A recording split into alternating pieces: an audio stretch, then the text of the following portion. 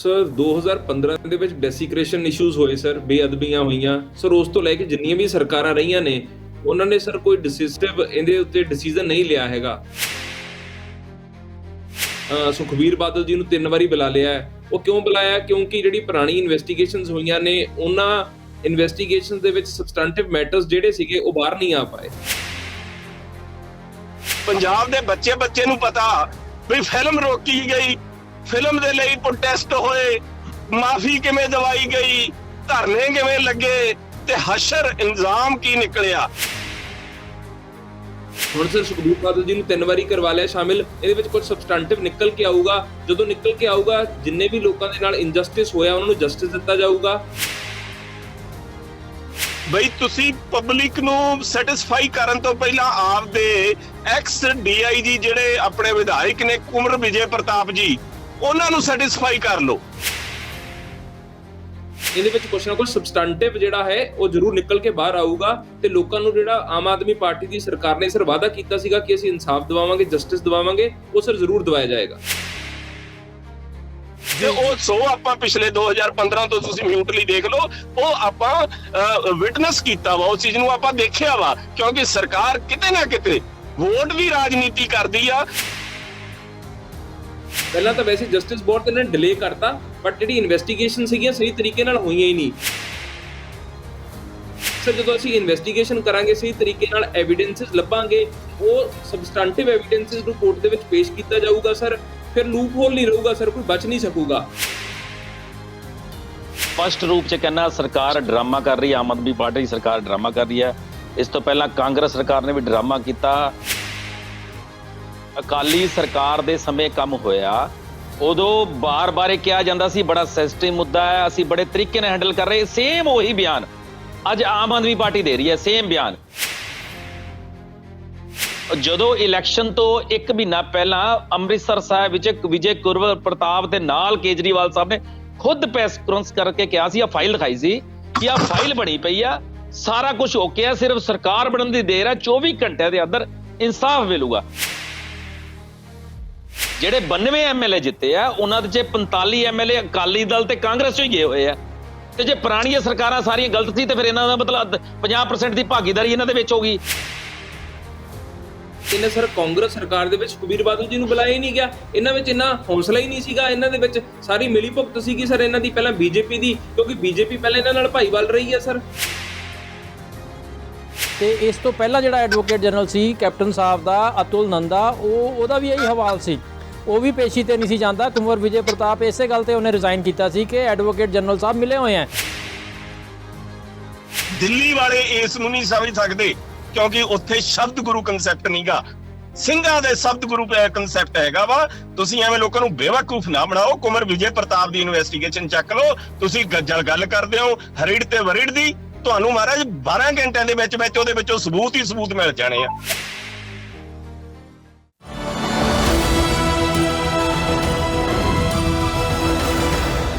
ਨਜ਼ਰੀਆ ਦੀ ਡਿਬੇਟ ਜਗਤਾਰ ਸਿੰਘ ਸਿੱਧੂ ਵੱਲੋਂ ਦਰਸ਼ਕਾਂ ਨੂੰ ਸਤਿ ਸ਼੍ਰੀ ਅਕਾਲ, ਸਵਾਗਤ ਹੈ। ਗੁਰੂ ਗ੍ਰੰਥ ਸਾਹਿਬ ਦੀ ਬੇਅਦਬੀ ਤੇ ਇਸ ਨਾਲ ਜੁੜੀਆਂ ਮੰਦਭਾਗੀਆਂ ਘਟਨਾਵਾਂ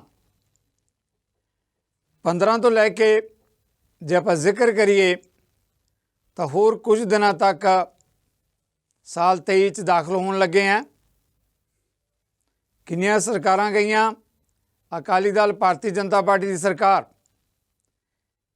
ਇਸ ਮੁੱਦੇ ਤੇ ਆਉਣਾ ਹੁਣ ਉਹ ਗਨੀਮਤ ਨਹੀਂ ਸਮਝਦੇ।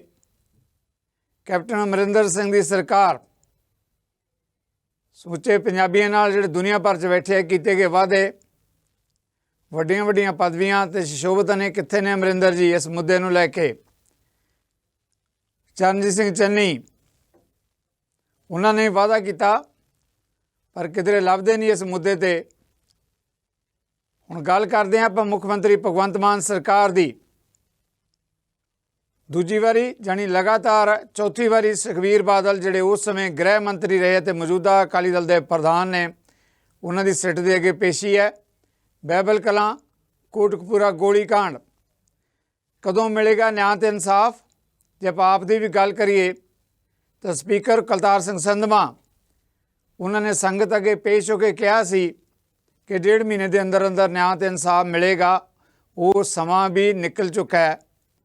ਪਰ ਜਦੋਂ ਆਪਾਂ ਪੇਸ਼ੀ ਦੀ ਗੱਲ ਕਰਦੇ ਹਾਂ, ਆਪਣੇ ਆਪ 'ਚ ਇੱਕ ਬਹੁਤ ਵੱਡਾ ਸੁਨੇਹਾ ਹੈ। ਲਗਾਤਾਰ ਜੇ ਚੌਥੀ ਪੇਸ਼ੀ ਹੈ ਤਾਂ ਲੱਗਦਾ ਇਹ ਹੈ ਕਿ ਕਿਧਰੇ ਨਾ ਕਿਧਰੇ ਸੁਖਬੀਰ ਬਾਦਲ ਦੀਆਂ ਮੁਸ਼ਕਲਾਂ ਵੱਧਦੀਆਂ ਨਜ਼ਰ ਆ ਰਹੀਆਂ। ਇਹਨਾਂ ਮੁੱਦਿਆਂ 'ਤੇ ਮੇਰੇ ਨਾਲ ਪੈਨਲ ਚਰਚਾ ਜਿਹੜੇ ਸਾਡੇ ਮਹਿਮਾਨ ਮੇਰੀ ਬੇਨਤੀ ਪ੍ਰਵਾਨ ਕਰਕੇ ਜੁੜ ਚੁੱਕੇ ਹੈ। ਗਗਨਦੀਪ ਜੀ ਨੇ, ਆਮ ਆਦਮੀ ਪਾਰਟੀ ਦੇ ਬੁਲਾਰੇ ਨੇ, ਗੁਰਦੀਪ ਸਿੰਘ ਗੋਸ਼ਾ ਜੀ ਭਾਰਤੀ ਜਨਤਾ ਪਾਰਟੀ ਦੇ ਬੁਲਾਰੇ ਨੇ, ਬੂਟਾ ਸਿੰਘ ਬਰਾਗੀ ਜੀ ਰਾਜਸੀ ਵਿਸ਼ਲੇਸ਼ਕ, ਸਾਹ ਅਮਰਿੰਦਰ ਸਿੰਘ ਸ਼੍ਰੋਮਣੀ ਗੁਰਦੁਆਰਾ ਪ੍ਰਬੰਧਕ ਕਮੇਟੀ ਦੇ ਸਾਬਕਾ ਮੈਂਬਰ ਤੇ ਸਿੱਖ ਹਲਕਿਆਂ ਦੀ ਜਾਣੀ ਪਹਿਚਾਣੀ ਹਸਤੀ। ਸਾਰੇ ਮਹਿਮਾਨਾਂ ਨੂੰ ਮੈਂ ਤੁਹਾਡੇ ਵੱਲੋਂ ਜੀ ਆਖਦਾ, ਵੈਲਕਮ ਕਰਦਾ। ਜਿਸ ਮੁੱਦੇ 'ਤੇ ਆਪਾਂ ਚਰਚਾ ਕਰ ਰਹੇ ਹਾਂ ਗਗਨਦੀਪ ਜੀ, ਪਹਿਲਾ ਸਵਾਲ ਬਣਦਾ ਵੀ ਤੁਹਾਡੇ ਤੋਂ ਹੀ ਹੈ ਕਿ ਸੁਖਬੀਰ ਬਾਦਲ ਦੀ ਜਿਹੜੀ ਅੱਜ ਵੀ ਪੇਸ਼ੀ ਹੋਈ ਹੈ ਇਸ ਮੁੱਦੇ ਨੂੰ ਲੈ ਕੇ ਕੀ ਮੈਨੇ ਕਿਵੇਂ ਦੇਖਦੇ ਹੋ? ਕਿਉਂਕਿ ਲਗਾਤਾਰ ਪੇਸ਼ੀਆਂ ਪੈ ਰਹੀਆਂ, ਕੀ ਸੁਨੇਹਾ ਹੈ ਇਸ ਗੱਲ ਦਾ? ਬਹੁਤ ਵੱਡਾ ਅਹਿਮ ਸੰਵੇਦਨਸ਼ੀਲ ਮੁੱਦਾ ਹੈ ਇਹ। ਸਰ 2015 ਦੇ ਵਿੱਚ ਡੈਸੀਕ੍ਰੇਸ਼ਨ ਇਸ਼ੂਜ਼ ਹੋਏ ਸਰ, ਬੇਅਦਬੀਆਂ ਹੋਈਆਂ ਸਰ। ਉਸ ਤੋਂ ਲੈ ਕੇ ਜਿੰਨੀਆਂ ਵੀ ਸਰਕਾਰਾਂ ਰਹੀਆਂ ਨੇ ਉਹਨਾਂ ਨੇ ਸਰ ਕੋਈ ਡਿਸਿਸਿਵ ਇਹਦੇ ਉੱਤੇ ਡਿਸੀਜਨ ਨਹੀਂ ਲਿਆ ਹੈਗਾ ਤੇ ਉਹ ਟਾਲਮਟੋਲ ਕਰਦੇ ਰਹੇ ਨੇ ਸਰ। ਤੇ ਜਿਹੜੇ ਵੀ ਪਰਪੀਟ੍ਰੇਟਰ ਸੀਗੇ ਉਹਨਾਂ ਨੂੰ ਅਸੀਂ ਪਿਨ ਪੁਆਇੰਟ ਨਹੀਂ ਕਰ ਪਾਏ। ਬਟ ਹੁਣ ਤੁਸੀਂ ਦੇਖੋ, ਜਦੋਂ ਦੀ ਸਰਕਾਰ ਆਈ ਹੈ ਸੁਖਬੀਰ ਬਾਦਲ ਜੀ ਨੂੰ 3 ਵਾਰੀ ਬੁਲਾ ਲਿਆ ਹੈ। ਉਹ ਕਿਉਂ ਬੁਲਾਇਆ? ਕਿਉਂਕਿ ਜਿਹੜੀ ਪੁਰਾਣੀ ਇਨਵੈਸਟੀਗੇਸ਼ਨਸ ਹੋਈਆਂ ਨੇ ਉਹਨਾਂ ਇਨਵੈਸਟੀਗੇਸ਼ਨਸ ਦੇ ਵਿੱਚ ਸਬਸਟੈਂਟਿਵ ਮੈਟਰਸ ਜਿਹੜੇ ਸੀਗੇ ਉਹ ਬਾਹਰ ਨਹੀਂ ਆ ਪਾਏ। ਹੁਣ 3 ਵਾਰੀ ਇਹਨਾਂ ਨੂੰ ਬੁਲਾਇਆ ਕਿਉਂਕਿ ਪੁਰਾਣਾ ਇਹ ਇੱਕ ਚੀਜ਼ ਹੋਰ ਬਹੁਤ ਇੰਪੋਰਟੈਂਟ ਕਰ ਰਹੇ ਸੀ ਕਿ ਜਿੰਨੀਆਂ ਵੀ ਇਹਨਾਂ ਦੇ ਉੱਤੇ ਇਨਵੈਸਟੀਗੇਸ਼ਨ ਚੱਲ ਰਹੀਆਂ ਸੀ ਉਹਨਾਂ ਇਨਵੈਸਟੀਗੇਸ਼ਨਸ ਨੂੰ ਰੋਕਣ ਦੀ ਕੋਸ਼ਿਸ਼ ਕਰ ਰਹੇ ਸੀ ਹਾਈ ਕੋਰਟ ਦੇ ਵਿੱਚ। ਤੇ ਪੰਜਾਬ ਦੇ ਜਿਹੜੇ ਐਡਵੋਕੇਟ ਜਨਰਲ ਨੇ ਉਹਨਾਂ ਨੇ ਬੜੀ ਹੀ ਮਿਹਨਤ ਕਰਕੇ ਇਹ ਸਾਰੀਆਂ ਕੁਐਸ਼ ਕਰਵਾਈਆਂ, ਜੋ ਵੀ ਇਹ ਇਹਨਾਂ ਨੇ ਪਟੀਸ਼ਨਸ ਫਾਈਲ ਕੀਤੀਆਂ ਵੀ ਸੀ ਹਾਈ ਕੋਰਟ ਦੇ ਵਿੱਚ ਕਿ ਸੁਖਬੀਰ ਬਾਦਲ ਨੂੰ ਇਨਵੈਸਟੀਗੇਸ਼ਨ ਦੇ ਵਿੱਚ ਸ਼ਾਮਿਲ ਕਰਵਾਇਆ ਜਾਵੇ ਜੀ। ਹੁਣ ਸਰ ਸੁਖਬੀਰ ਬਾਦਲ ਜੀ ਨੂੰ 3 ਵਾਰੀ ਕਰਵਾ ਲਿਆ ਸ਼ਾਮਿਲ। ਇਹਦੇ ਵਿੱਚ ਕੁਝ ਸਬਸਟੈਂਟਿਵ ਨਿਕਲ ਕੇ ਆਊਗਾ। ਜਦੋਂ ਨਿਕਲ ਕੇ ਆਊਗਾ ਜਿੰਨੇ ਵੀ ਲੋਕਾਂ ਦੇ ਨਾਲ ਇਨਜਸਟਿਸ ਹੋਇਆ ਉਹਨਾਂ ਨੂੰ ਜਸਟਿਸ ਦਿੱਤਾ ਜਾਊਗਾ। ਐਂਡ ਇਹ ਬਹੁਤ ਇੰਪੋਰਟੈਂਟ ਸਟੈਪ ਹੈ ਜਿਹੜਾ ਆਮ ਆਦਮੀ ਪਾਰਟੀ ਨੇ ਸਰ ਲਿਆ ਜੀ। ਬਿਲਕੁਲ। ਮੈਂ ਮਹਿਮਾਨਾਂ ਤੋਂ ਅੱਗੇ ਸਵਾਲ ਲੈਣ ਤੋਂ ਪਹਿਲਾਂ ਜਿਸ ਮੁੱਦੇ 'ਤੇ ਆਪਾਂ ਗਗਨਦੀਪ ਗੱਲ ਕਰ ਰਹੇ ਹਾਂ, ਦੇਖੋ ਇਹ ਗੱਲ ਤਾਂ ਹਾਈ ਹੈ ਜੇ ਤੀਜੀ ਜਾਂ ਚੌਥੀ ਪੇਸ਼ੀ ਜਿੱਦਾਂ ਤੁਸੀਂ ਕਹਿ ਰਹੇ ਹੋ ਕਿ ਮੌਜੂਦਾ ਸਰਕਾਰ ਦੇ ਵਿੱਚ ਸੁਖਬੀਰ ਬਾਦਲ ਦੀ ਤੀਜੀ ਪੇਸ਼ੀ ਹੈ। ਕੀ ਲੱਗਦਾ ਹੈ ਕਿ ਕੁਝ ਨਾ ਕੁਝ ਇਹੋ ਜਿਹੀਆਂ ਪ੍ਰਸਥਿਤੀਆਂ ਬਣਦੀਆਂ ਨਜ਼ਰ ਆਉਂਦੀਆਂ? ਕਿਉਂਕਿ ਜਦੋਂ ਲਗਾਤਾਰ ਪੇਸ਼ੀਆਂ ਪੈ ਰਹੀਆਂ ਕੋਈ ਨਾ ਕੋਈ ਉਹਦੇ ਪਿਛੋਕੜ ਦੇ ਵਿੱਚ ਕੋਈ ਠੋਸ ਜਿਹੜੇ ਹੈਗੇ ਮਾਮਲੇ ਨਜ਼ਰ ਆ ਰਹੇ ਹੈ ਸਰ। ਡੈਫੀਨੇਟਲੀ, ਕਿਉਂਕਿ ਜਦੋਂ ਆਪਾਂ ਇੱਕ ਵਾਰੀ ਕਿਸੇ ਨੂੰ ਬੁਲਾਉਂਦੇ ਆ ਕੋਈ ਚੀਜ਼ ਉਸ ਤੋਂ ਪਤਾ ਲੱਗਦੀ ਹੈ ਦੁਬਾਰਾ ਫੇਰ ਹੀ ਉਹਨੂੰ ਇਨਵੈਸਟੀਗੇਸ਼ਨ ਵਾਸਤੇ ਬੁਲਾਇਆ ਜਾਂਦਾ, ਫਿਰ ਤੀਜੀ ਵਾਰੀ ਬੁਲਾਇਆ ਜਾਂਦਾ ਮੈਟਰ ਹਲੇ। ਬਟ ਜਿਹੜਾ ਸਰ ਕਿਉਂਕਿ ਸਰਕਾਰ ਇਹਨੂੰ ਖੁੱਲ ਕੇ ਹਲੇ ਡਿਸਕਲੋਜ਼ ਇਸ ਕਰਕੇ ਨਹੀਂ ਕਰ ਰਹੀ ਕਿਉਂਕਿ ਆਫੀਸ਼ੀਅਲ ਸੀਕ੍ਰੇਟਸ ਐਕਟ ਦੇ ਅੰਤਰਗਤ ਜੋ ਵੀ ਇਨਕੁਆਇਰੀ ਚੱਲ ਰਹੀ, ਇਨਵੈਸਟੀਗੇਸ਼ਨ ਚੱਲ ਰਹੀ ਹੈ, ਆਪਾਂ ਨੂੰ ਪਬਲਿਕ ਨਹੀਂ ਇਮੀਡੀਏਟਲੀ ਕਰ ਸਕਦੇ। ਬਟ ਹਾਂ, ਇਹਦੇ ਵਿੱਚ ਕੁਛ ਨਾ ਕੁਛ ਸਬਸਟੈਂਟਿਵ ਜਿਹੜਾ ਹੈ ਉਹ ਜ਼ਰੂਰ ਨਿਕਲ ਕੇ ਬਾਹਰ ਆਊਗਾ ਤੇ ਲੋਕਾਂ ਨੂੰ ਜਿਹੜਾ ਆਮ ਆਦਮੀ ਪਾਰਟੀ ਦੀ ਸਰਕਾਰ ਨੇ ਸਰ ਵਾਅਦਾ ਕੀਤਾ ਸੀਗਾ ਕਿ ਅਸੀਂ ਇਨਸਾਫ ਦਿਵਾਵਾਂਗੇ, ਜਸਟਿਸ ਦਿਵਾਵਾਂਗੇ, ਉਹ ਸਰ ਜ਼ਰੂਰ ਦਿਵਾਇਆ ਜਾਏਗਾ ਜੀ। ਜਿਸ ਮੁੱਦੇ 'ਤੇ ਆਪਾਂ ਚਰਚਾ ਕਰ ਰਹੇ ਹਾਂ, ਬਰਾਗੀ ਜੀ ਇਸ ਮਾਮਲੇ ਨੂੰ ਤੁਸੀਂ ਕਿਵੇਂ ਦੇਖਦੇ ਹੋ? ਕੋਈ ਬਹੁਤ ਵੱਡਾ ਮੁੱਦਾ ਹੈ। ਗਗਨਦੀਪ ਜੀ ਦਾ ਕਹਿਣਾ ਕਿ ਕੋਈ ਨਾ ਕੋਈ ਠੋਸ ਜਿਹੜਾ ਹੈਗਾ ਵਰਤਾਰਾ ਜਦੋਂ ਸਾਹਮਣੇ ਆਏਗਾ ਤਾਂ ਲਿਆਂਦਾ ਹੀ ਜਾਏਗਾ। ਪਰ ਵਾਪਰ ਜ਼ਰੂਰ ਰਿਹਾ ਜਿਹੜੀ ਤੀਜੀ ਜਾਂ ਚੌਥੀ ਪੇਸ਼ੀ ਲਗਾਤਾਰ ਸੁਖਬੀਰ ਬਾਦਲ ਦੀ ਪੈ ਰਹੀ ਹੈ ਇਸ ਸੰਵੇਦਨਸ਼ੀਲ ਮੁੱਦੇ ਨੂੰ ਲੈ ਕੇ। ਬਰਾਗੀ ਸਾਹਿਬ, ਸੁਖਬੀਰ ਜੀ ਪੇਸ਼ ਹੋ ਚੁੱਕੇ ਨੇ ਇਨਵੈਸਟੀਗੇਸ਼ਨ ਏਜੰਸੀ ਮੂਰੇ ਜੀ। ਪਰ ਜੇ ਦੇਖਿਆ ਜਾਵੇ 2015 ਤੋਂ ਹਰੇਕ ਪਾਰਟੀ ਨੇ ਤਕਰੀਬਨ ਇਸ ਇਸ਼ੂ ਤੇ, ਮੈਨੂੰ ਅੱਜ ਕਹਿਣ 'ਚ ਕੋਈ ਸੰਗ ਨਹੀਂ ਵੀ ਸਿਆਸਤ ਕੀਤੀ ਆ। ਮੌਜੂਦਾ ਸਪੀਕਰ ਸਾਹਿਬ ਵੀ ਉੱਥੇ ਹੱਥ ਜੋੜ ਕੇ ਤੇ ਇਹਨਾਂ ਦੇ ਮਿਨਿਸਟਰ ਵੀ ਕਹਿ ਕੇ ਆਏ ਸੀਗੇ ਵੀ ਅਸੀਂ ਮਸਲਾ ਸੌਟ ਆਊਟ ਕਰ ਦਾਂਗੇ। ਇੱਥੋਂ ਤੱਕ ਮੈਂ ਕਹਿਦਾ ਵੀ ਸਰਕਾਰ ਦੀ ਫਾਰਮੇਸ਼ਨ ਵਿੱਚ ਇਸ ਇਸ਼ੂ ਦੀ ਵੀ ਐਨ ਸੀ ਕਿਉਂਕਿ ਪੁਰਾਣੀਆਂ ਸਰਕਾਰਾਂ ਫੇਲ ਰਹੀਆਂ ਸੀਗੀਆਂ। ਮੈਂ ਗਗਨ ਜੀ ਤੋਂ ਇੱਕੋ ਹੀ ਚੀਜ਼ ਪੁੱਛਣਾ ਚਾਹੁੰਦਾ, ਹਾਲਾਂਕਿ ਮੈਂ ਕਿਸੇ ਪਾਰਟੀ ਨੂੰ ਬਿਲੋਂਗ ਨਹੀਂ ਕਰਦਾ, ਬਈ ਤੁਸੀਂ ਪਬਲਿਕ ਨੂੰ ਸੈਟੀਸਫਾਈ ਕਰਨ ਤੋਂ ਪਹਿਲਾਂ ਆਪਦੇ ਐਕਸ DIG ਜਿਹੜੇ ਆਪਣੇ ਵਿਧਾਇਕ ਨੇ ਕੁਮਰ ਵਿਜੇ ਪ੍ਰਤਾਪ ਜੀ, ਉਹਨਾਂ ਨੂੰ ਸੈਟੀਸਫਾਈ ਕਰ ਲਓ।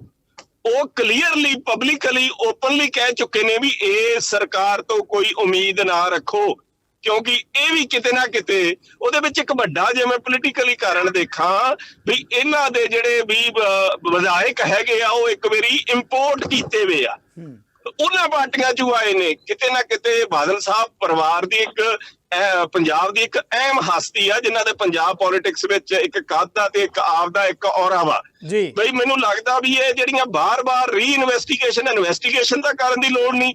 ਪੰਜਾਬ ਦੇ ਬੱਚੇ ਨੂੰ ਪਤਾ ਵੀ ਫਿਲਮ ਰੋਕੀ ਗਈ, ਫਿਲਮ ਦੇ ਲਈ ਪ੍ਰੋਟੈਸਟ ਹੋਏ, ਮਾਫੀ ਕਿਵੇਂ ਦਵਾਈ ਗਈ, ਧਰਨੇ ਕਿਵੇਂ ਲੱਗੇ ਤੇ ਹਸ਼ਰ ਇੰਜ਼ਾਮ ਕੀ ਨਿਕਲਿਆ, ਕਿਸ ਤਰ੍ਹਾਂ ਸਾਰੀਆਂ ਗੱਲਾਂ ਵਾ ਵੀ ਜੇ ਸਰਕਾਰ ਦੀ ਮੈਂ ਸਮਝਦਾ ਤਕਰੀਬਨ 8 ਮਹੀਨੇ ਹੋਣ ਜਾ ਰਹੇ ਆ, ਨੀਅਤ ਸਾਫ਼ ਹੁੰਦੀ ਤਾਂ ਹੁਣ ਨੂੰ ਕੰਕਰੀਟ ਕੁਛ ਮੂਹਰੇ ਆ ਜਾਣਾ ਸੀ, ਕਿਉਂਕਿ ਵਾਅਦੇ ਕੀਤੇ ਗਏ ਸੀਗੇ।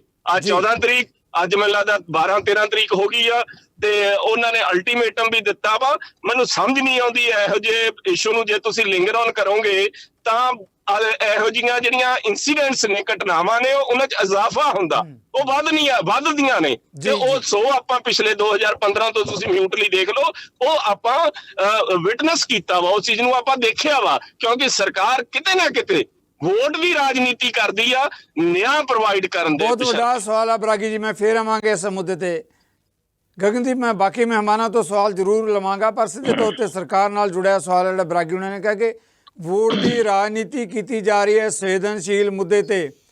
ਸਪੀਕਰ ਵੱਲੋਂ ਜਿਹੜੇ ਵਾਅਦੇ ਕੀਤੇ ਗਏ ਉਹ ਗੱਲ, ਕੁੰਵਰ ਵਿਜੇ ਪ੍ਰਤਾਪ ਦਾ ਉਹਨਾਂ ਨੇ ਜ਼ਿਕਰ ਕੀਤਾ ਕਿ ਕਮ ਸੇ ਕਮ ਆਪਣੇ ਐਮਐਲਏ ਨੂੰ ਪੁੱਛ ਲਿਓ ਕੋਈ ਕੀ ਕਹਿੰਦੇ ਆ ਕਿ ਨਿਆਂ ਜਾਂ ਇਨਸਾਫ ਮਿਲ ਨਹੀਂ ਸਕਦਾ।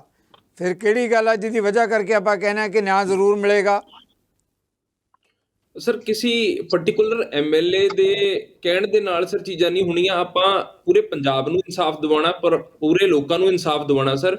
ਬਾਕੀ ਸਰ ਜਿਹੜੀ ਗੱਲ ਹੈਗੀ ਆ ਕਿ ਇਹਨੂੰ ਡਿਲੇ ਕਿਉਂ ਹੋਇਆ, 8 ਮਹੀਨੇ ਦੇ ਵਿੱਚ ਅਸੀਂ ਤੀਜੀ ਵਾਰੀ ਸੁਖਬੀਰ ਬਾਦਲ ਜੀ ਨੂੰ ਬੁਲਾ ਲਿਆ ਸਰ, ਕਿਉਂਕਿ ਜਦੋਂ ਮੈਟਰ ਕੋਰਟ ਦੇ ਵਿੱਚ ਜਾਂਦਾ ਸਰ, ਉਦੋਂ ਬੂਟਾ ਜੀ, ਬਰਾਗੀ ਜੀ ਹੁਣੀ, ਇਹ ਵੀ ਹਾਈ ਕੋਰਟ ਦੇ ਵਕੀਲ ਨੇ ਸਰ। ਫਿਰ ਇਹਨੇ ਇਸ ਤਰ੍ਹਾਂ ਦੇ ਵਕੀਲ ਆਉਂਦੇ ਨੇ ਸਰ ਜਿਹੜੇ ਇੰਟੈਲੀਜੈਂਟ ਵਕੀਲ ਨੇ ਕਾਊਂਟਰ ਕਰਨ ਵਾਸਤੇ।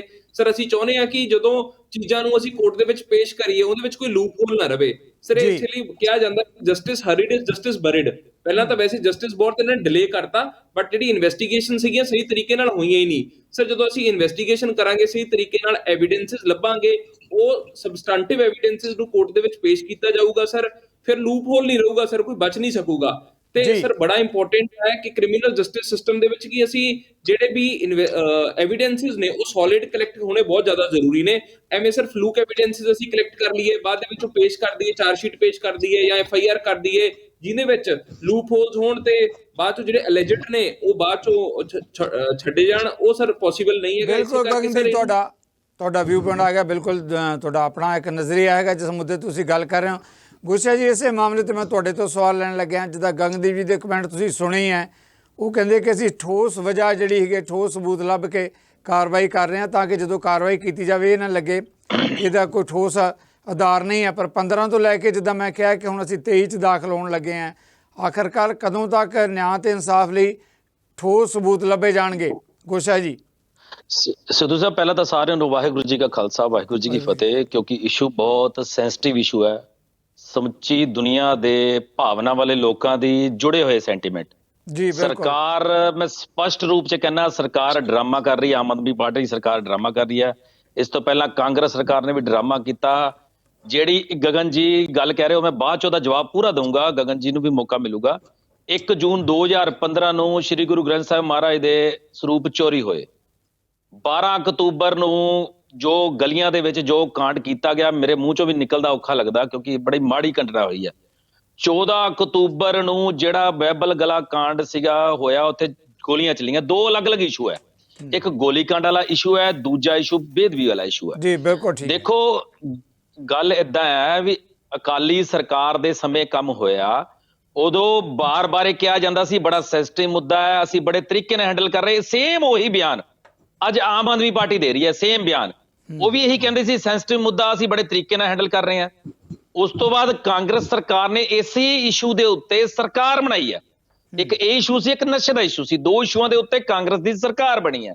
ਉਹਨਾਂ ਨੇ ਬੜਾ ਕਿਹਾ। ਚੰਨੀ ਸਾਹਿਬ, ਚਾਹੇ CM ਸਾਹਿਬ ਬਦਲ ਗਏ, ਚੰਨੀ ਸਾਹਿਬ ਆਏ ਆ, ਪਰ ਮੈਨੂੰ ਪਤਾ ਕਿ ਇੱਕ ਪਾਰਟੀ, ਕਾਂਗਰਸ ਪਾਰਟੀ ਦੇ ਵਿੱਚ ਇੱਕ CM ਦੀ ਕੋਈ ਗੱਲ ਨਹੀਂ ਹੁੰਦੀ, ਪਿੱਛੋਂ ਜੋ ਆਰਡਰ ਆਉਂਦੇ ਉਹੀ ਚੱਲਦਾ। ਪਰ ਚਲੋ CM ਪਰਮਾਤਮਾ ਨੇ ਬਣਾਇਆ, ਉਹਨਾਂ ਨੇ ਵੀ ਇਹੀ ਗੱਲ ਕੀਤੀ, ਪਰ ਉਹਦੇ ਤੇ ਵੀ ਸਿਰਫ ਸਿੱਟ ਬਣੀਆਂ, ਸਿੱਟਾਂ 'ਚ ਬੁਲਾਏ ਗਏ। ਅੱਜ ਚੌਥੀ ਵਾਰ, 3 ਵਾਰ ਸਿੱਧਾ ਡਾਇਰੈਕਟਲੀ ਸੁਖਬੀਰ ਸਿੰਘ ਬਾਦਲ ਨੂੰ, ਚੌਥੀ ਵਾਰ ਬਾਦਲ ਸਾਹਿਬ ਦੇ ਨਾਲ ਆਏ ਸੀ, ਪ੍ਰਕਾਸ਼ ਸਿੰਘ ਬਾਦਲ ਸਾਹਿਬ ਜਿਹੜੇ CM ਸਾਹਿਬ ਰਹੇ। ਠੀਕ ਹੈ, ਸਿਰਫ ਅੱਜ ਮੁੱਦਾ ਭਟਕਾਉਣ ਵਾਸਤੇ, ਕਿਉਂਕਿ ਆਮ ਆਦਮੀ ਪਾਰਟੀ ਸਾਰੇ ਮੁੱਦਿਆਂ ਤੇ ਘਿਰੀ ਪਈ ਹੈ, ਸਿਰਫ ਆਪਣੇ ਆਪ ਨੂੰ ਬਰੀ ਕਰਨ ਵਾਸਤੇ ਇਹ ਗੱਲ ਕਰ ਰਹੀ ਹੈ। ਪਰ ਮੈਂ ਇਹਨਾਂ ਨੂੰ ਯਾਦ ਕਰਾ ਦਿੰਦਾ, ਇਹਨਾਂ ਦੇ ਬੁਲਾਰੇ ਨੂੰ, ਜਦੋਂ ਇਲੈਕਸ਼ਨ ਤੋਂ 1 ਮਹੀਨਾ ਪਹਿਲਾਂ ਅੰਮ੍ਰਿਤਸਰ ਸਾਹਿਬ ਵਿੱਚ ਵਿਜੇ ਕੁਰਵਰ ਪ੍ਰਤਾਪ ਦੇ ਨਾਲ ਕੇਜਰੀਵਾਲ ਸਾਹਿਬ ਨੇ ਖੁਦ ਪ੍ਰੈਸ ਕਾਨਫਰੰਸ ਕਰਕੇ ਕਿਹਾ ਸੀ, ਆ ਫਾਈਲ ਦਿਖਾਈ ਸੀ ਕਿ ਆ ਫਾਈਲ ਬਣੀ ਪਈ ਆ, ਸਾਰਾ ਕੁਝ ਓਕੇ ਆ, ਸਿਰਫ ਸਰਕਾਰ ਬਣਨ ਦੀ ਦੇਰ ਹੈ। 24 ਘੰਟਿਆਂ ਦੇ ਅੰਦਰ ਇਨਸਾਫ ਮਿਲੂਗਾ।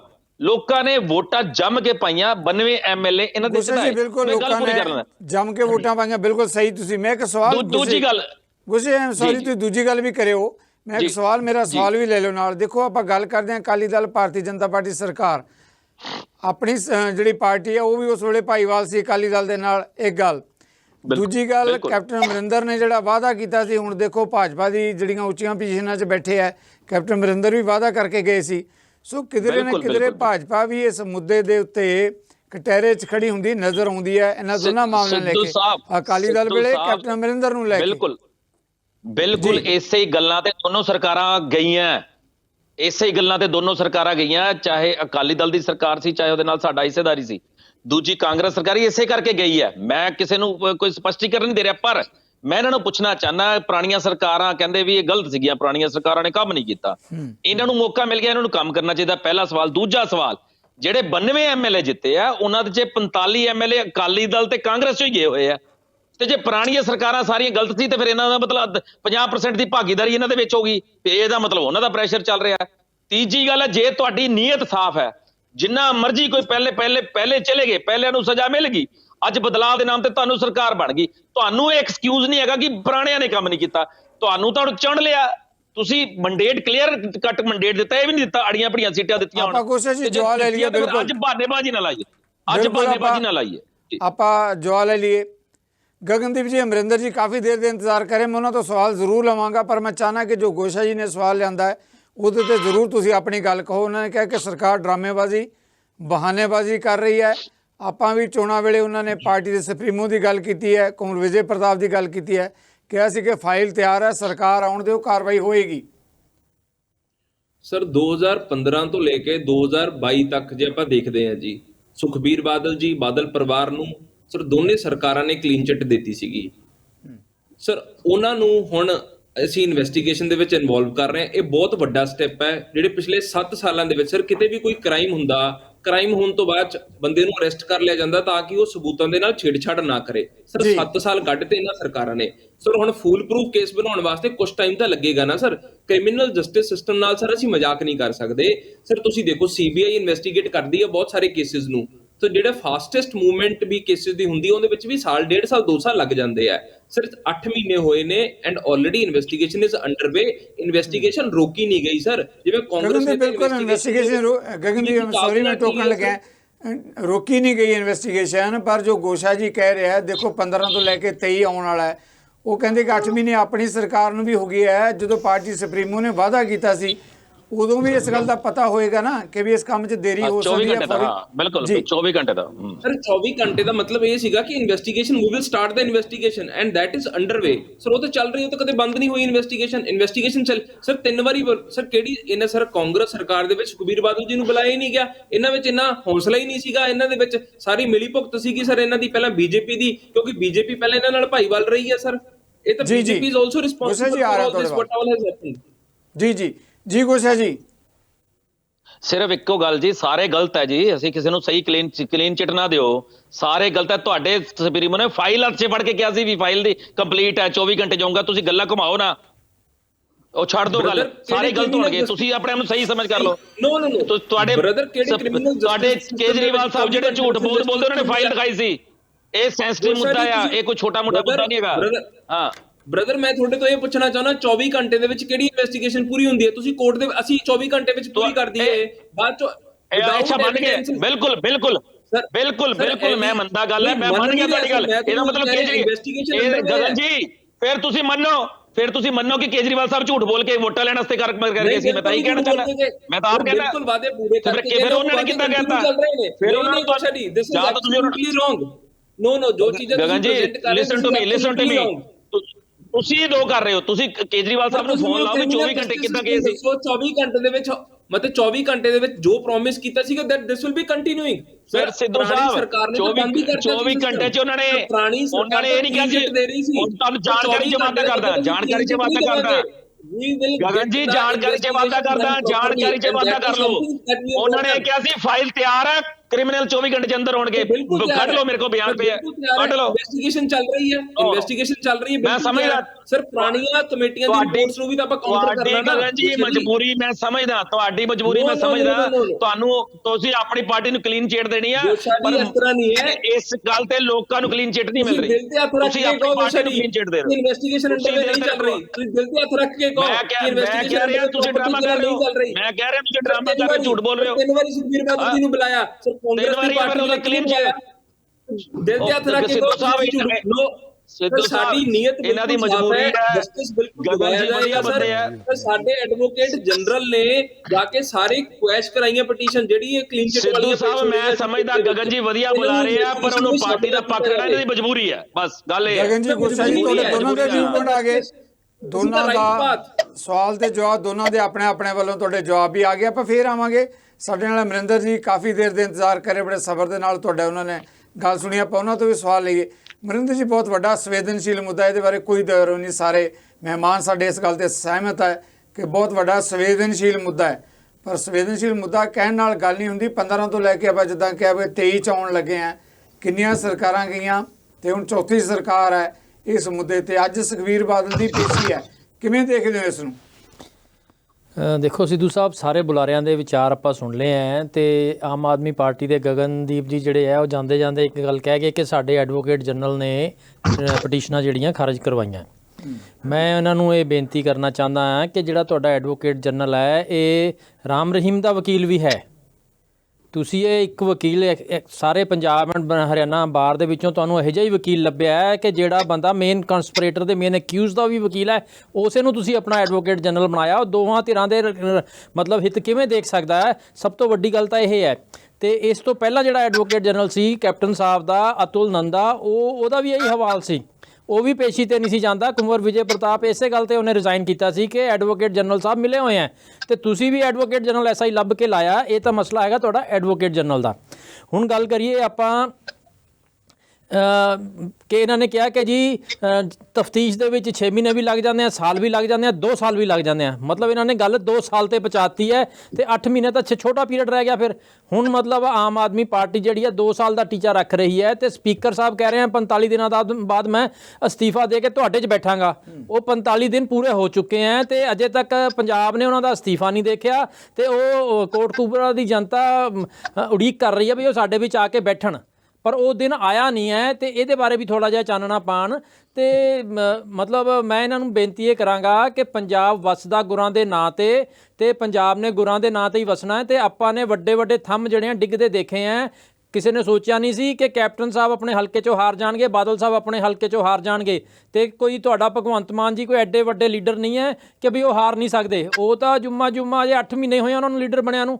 ਸੋ ਇਹਨਾਂ ਦਾ ਵੀ ਪਤਾ ਨਹੀਂ ਲੱਗਣਾ ਕਿ ਕਿਸ ਦਿਨ ਇਹਨਾਂ ਨੇ ਮਤਲਬ ਇਹਨਾਂ ਦੀ ਕੁਰਸੀ ਇਹਨਾਂ ਦੇ ਕੋਲੋਂ ਨਿਕਲ ਜਾਣੀ ਹੈ। ਇਹ ਇੱਕ ਐਸੀ ਸ਼ਕਤੀ ਹੈ, ਇਹ ਆਪਣੇ ਆਪ ਵਰਤ ਰਹੀ ਹੈ। ਤੇ ਮੇਰੀ ਬੇਨਤੀ ਇਹ ਹੈ ਕਿ ਜੇ ਇਹਦੇ ਨਾਲ ਖਿਲਵਾੜ ਨਾ ਕਰੋ, ਇਸ ਨੂੰ ਸੀਰੀਅਸਲੀ ਲੈ ਕੇ ਇਸ ਗੱਲ ਨੂੰ ਕੰਡੇ ਲਾਓ। ਜਿਹੜਾ ਨਿਰਦੋਸ਼ ਆ ਉਹਨੂੰ ਨਿਰਦੋਸ਼ ਡਿਕਲੇਅਰ ਕਰ ਦਿਓ, ਜਿਹੜਾ ਦੋਸ਼ੀ ਆ ਉਹਨੂੰ ਦੋਸ਼ੀ ਡਿਕਲੇਅਰ ਕਰ ਦਿਓ। ਤੁਸੀਂ ਕਿਉਂ ਨਹੀਂ ਕਰ ਰਹੇ, ਕਿਉਂ ਡਰੀ ਜਾ ਰਹੇ ਹੋ? ਸੋ ਖਾਲੀ ਗੁਰੂ ਗ੍ਰੰਥ ਸਾਹਿਬ ਦੀ ਬੇਅਦਬੀ ਦਾ ਮਸਲਾ ਨਹੀਂ ਹੈ, ਇਹਦੇ ਵਿੱਚ ਲੋਕਾਂ ਦੀ ਭਾਵਨਾਵਾਂ ਦਾ ਵੀ ਮਸਲਾ ਹੈਗਾ। 2 ਬੰਦਿਆਂ ਦੀ ਮੌਤ ਵੀ ਹੋਈ ਹੈ, 2 ਬੰਦੇ ਬਿਸਤਰਿਆਂ ਤੇ ਮਤਲਬ ਮੰਜਿਆਂ ਤੇ ਪਏ ਹੈ, ਅਪਾਹਜ ਹੋਏ ਹੈ। ਸੋ ਉਹਨਾਂ ਨੂੰ ਵੀ ਨਿਆਂ ਦੀ ਉਡੀਕ ਹੈ।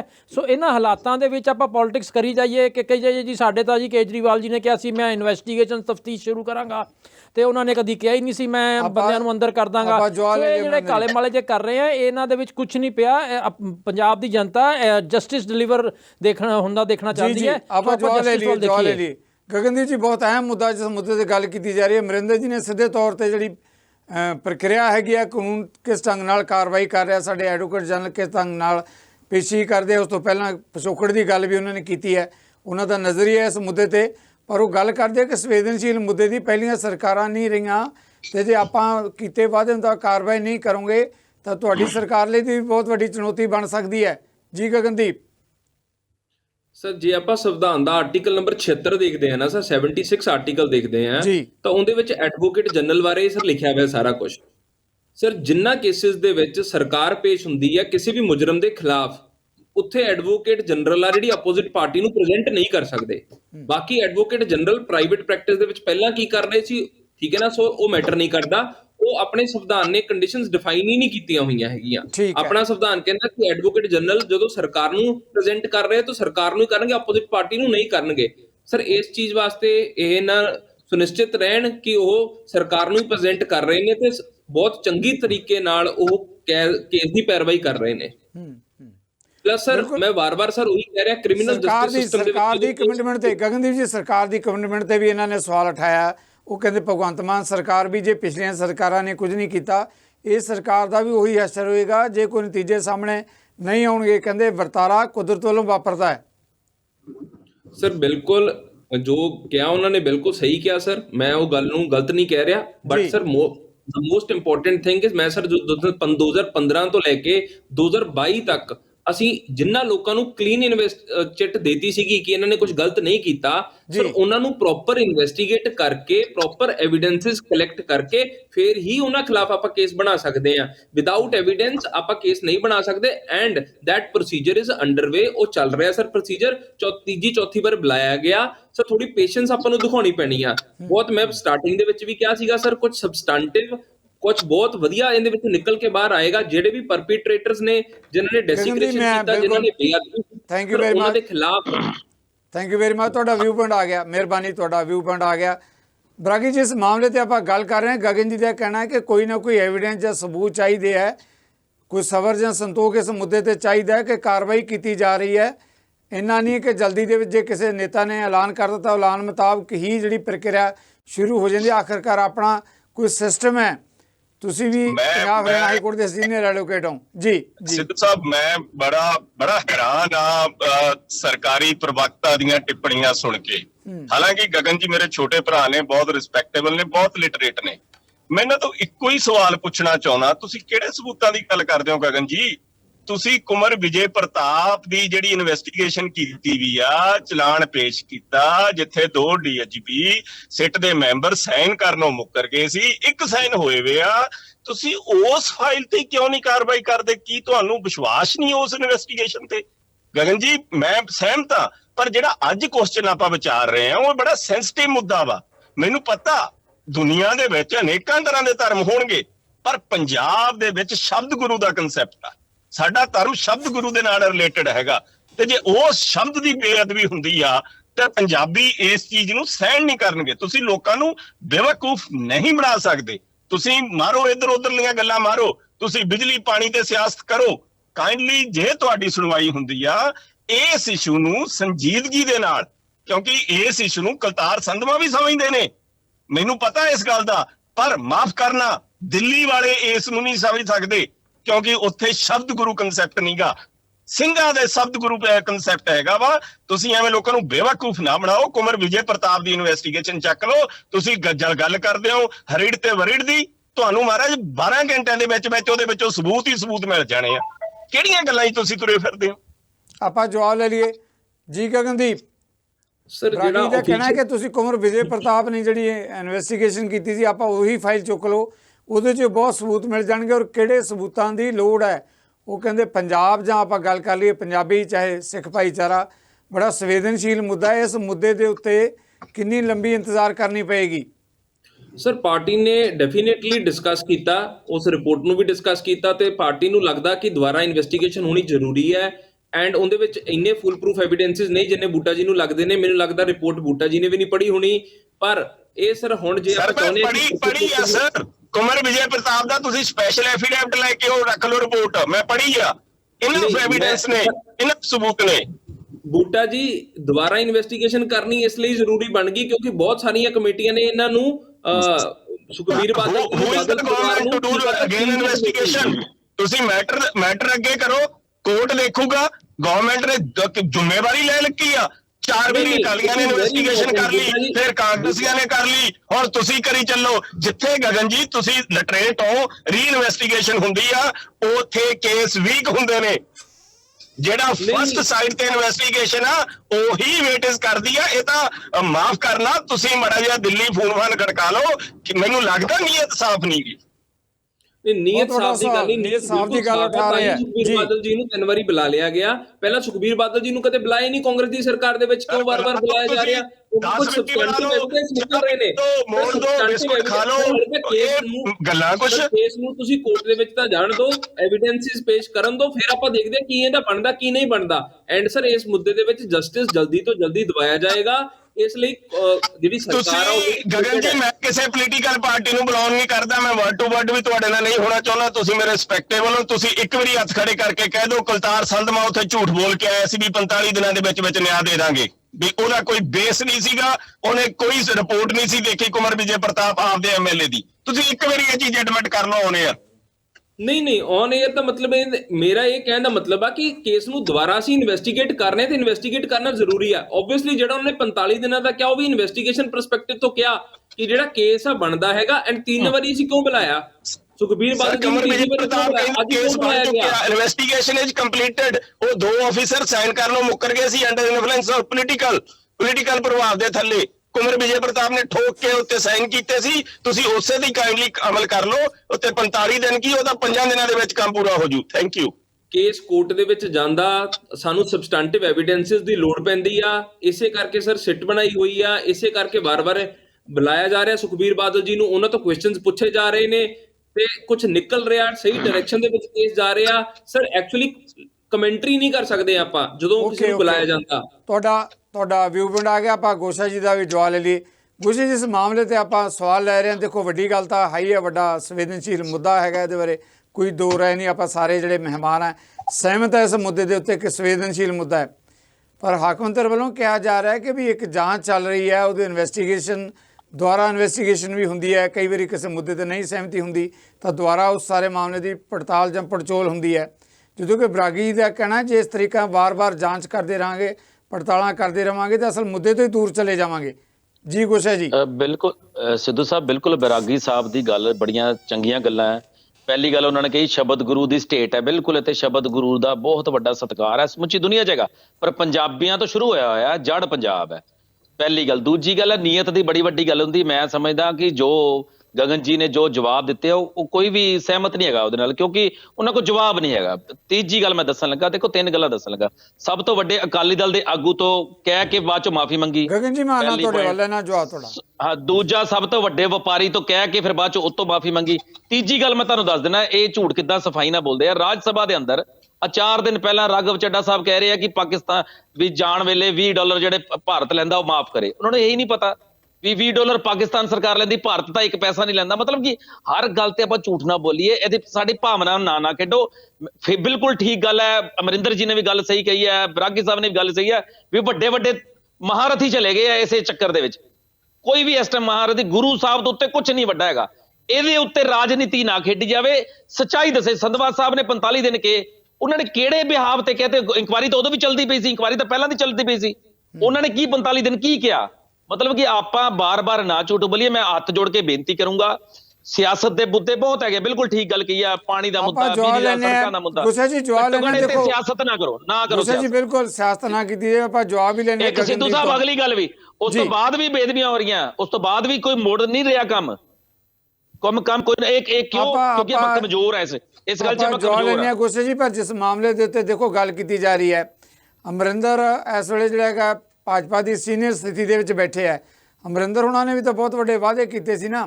ਆਪਾਂ ਆਪ ਤੋਂ ਸਵਾਲ ਤਾਂ ਲਵਾਂਗੇ। ਸਿੱਧੂ ਸਾਹਿਬ, ਭਾਜਪਾ ਨੇ ਵੀ ਉਸ ਵਿਅਕਤੀ ਨੂੰ ਉੱਪਰਲੀ ਪੋਜੀਸ਼ਨ ਦਿੱਤੀ ਹੈ ਜਿਹਨੇ ਪੰਜਾਬੀਆਂ ਨਾਲ ਵਾਅਦਾ ਕੀਤਾ ਤੇ ਕਰਿਆ ਕੱਖ ਨਹੀਂ। ਸਿੱਧੂ ਸਾਹਿਬ, ਕਾਂਗਰਸ ਦੀ ਸਰਕਾਰ ਸੀ, ਕਾਂਗਰਸ ਦੀ ਜ਼ਿੰਮੇਵਾਰੀ ਬਣਦੀ ਸੀ, ਵਾਅਦੇ ਕੀਤੇ ਸੀ, ਉਹਨਾਂ ਦੇ ਨੁਮਾਇੰਦੇ ਹੋ ਕੇ ਵਾਅਦੇ ਕੀਤੇ ਸੀ, ਅਸੀਂ ਜਿਹੜਾ ਵਾਅਦਾ ਕਰਾਂਗੇ ਨਿਭਾਵਾਂਗੇ ਜੀ।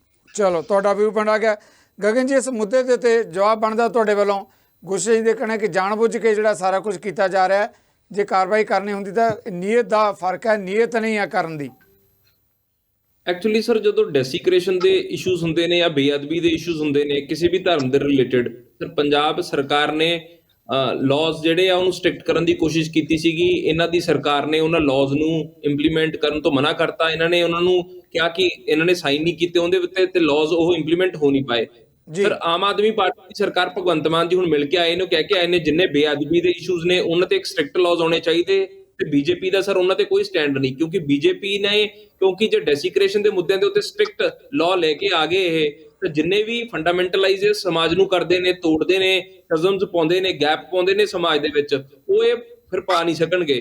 ਤੇ ਇਹਨਾਂ ਦੀ ਜਿਹੜੀ ਨੀਅਤ ਹੈ ਬੀਜੇਪੀ ਦੀ ਉਹ ਬਿਲਕੁਲ ਸਾਫ਼ ਨਹੀਂ, ਕਿਉਂਕਿ ਇਹ ਤਾਂ ਸਮਾਜ ਨੂੰ ਪਾੜਨਾ ਚਾਹੁੰਦੇ ਆ। ਹਿੰਦੂ ਮੁਸਲਿਮਾਂ ਦੀ ਰਾਜਨੀਤੀ ਹੈ। ਤੇ ਸਰ ਇਹਨਾਂ ਦੇ ਕੀ ਜਸਟਿਸ ਦਿਵਾਉਣਾ ਹੈਗਾ। ਤੇ ਜਦੋਂ ਸਰ ਇਹਨਾਂ ਦੀ ਆਪਦੀ ਸਰਕਾਰ ਸੀ ਉਦੋਂ ਨਹੀਂ ਇਹਨਾਂ ਨੇ ਕੁਝ ਕੀਤਾ। ਹੁਣ ਇਹ ਸਰ ਸਾਡੇ ਉੱਤੇ ਇਲਜ਼ਾਮ ਲਗਾਈ ਜਾ ਰਹੇ ਨੇ despite we are moving in the right direction, evidences collect ਕਰ ਰਹੇ ਨੇ। ਸਰ ਇਹ ਕੋਈ ਪਤਾ ਨਹੀਂ ਹੈਗਾ ਜਦੋਂ ਪ੍ਰੋਪਰ ਇਨਵੈਸਟੀਗੇਸ਼ਨ ਹੋਵੇ ਤਾਂ ਬੀਜੇਪੀ ਵਾਲਿਆਂ ਦੇ ਕੀ ਸਿਸਟਮ ਹੋਣਾ, ਉਹਨਾਂ ਵਿੱਚ ਕੀ ਇਨਵੋਲਵਮੈਂਟ ਹੋਣੀ ਆ, ਕਾਂਗਰਸ ਦੀ ਕੀ ਇਨਵੋਲਵਮੈਂਟ ਹੋਣੀ ਆ।